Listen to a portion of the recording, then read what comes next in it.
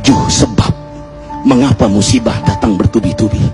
Yang pertama, karena banyaknya maksiat. Surah Yasin ayat 19 yang kita baca setiap hari. Kemalangan-kemalangan terjadi, musibah-musibah terjadi, malapetaka terjadi karena dosa keterlaluan kalian kepada Allah. Yang kedua, karena banyaknya orang berbuat zalim. Dengarkan surah Qasas ayat 59. Kami tidak akan menghancurkan satu daerah kecuali para penduduknya banyak berbuat zalim. Anak durhaka pada orang tua, istri yang berani kepada suaminya, perampok, pembunuhan di mana-mana. Ini mengundang bala bencana. Yang ketiga, mengundang bala bencana karena kelakuan tangan-tangan manusia.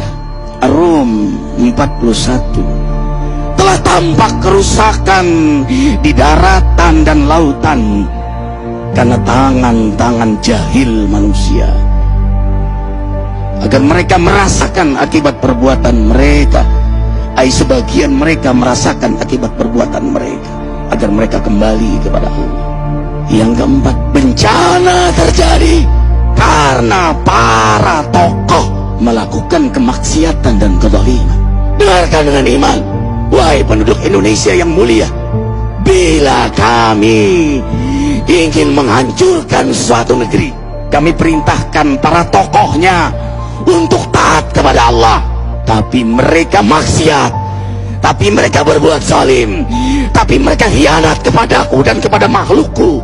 Fahaqa alaihil qaul, maka haklah untuk mereka datang bala bencana seperti kaum Ad, kaum Samud, kaum Lut, kaum Nuh. Kami hancurkan sehancur-hancurnya. Siapa tokoh itu?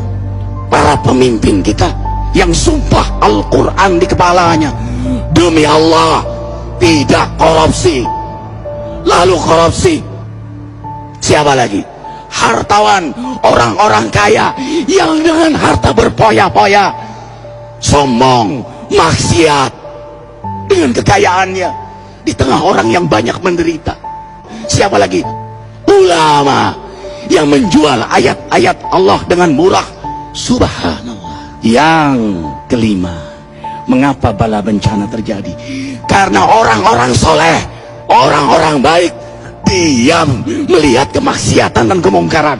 Surah Al-Anfal ayat 25. Takutlah kalian dengan musibah yang tidak hanya menimpa orang yang maksiat, orang yang berbuat zalim, tapi juga kalian orang-orang soleh.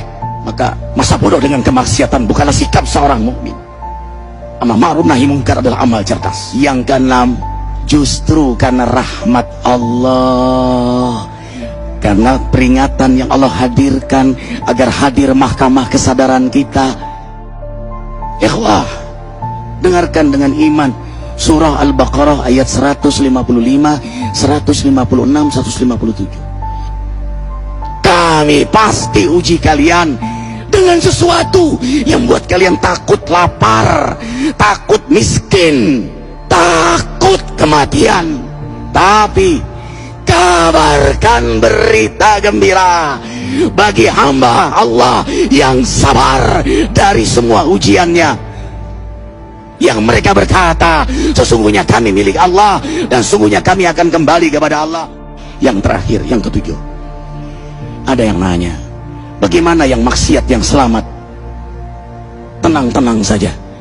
Yang berbuat zalim malah sukses. Di mana keadilannya? Allah Maha Adil. Dengarkan surah Hud ayat 15-16. Barang siapa mencari kesenangan dunia, lalu dia menghalalkan semua cara, apa kata Allah? Kami beri, tapi di akhirat tidak mendapatkan secuil pun kenikmatan, malah nikmat di dunianya menjadi bahan bakar azab untuk dirinya. Itulah istidrat. Lalu apa sikap kita sekarang? Orang beriman menjadikan peristiwa apapun sebagai jalan untuk mendekatkan dirinya kepada Allah.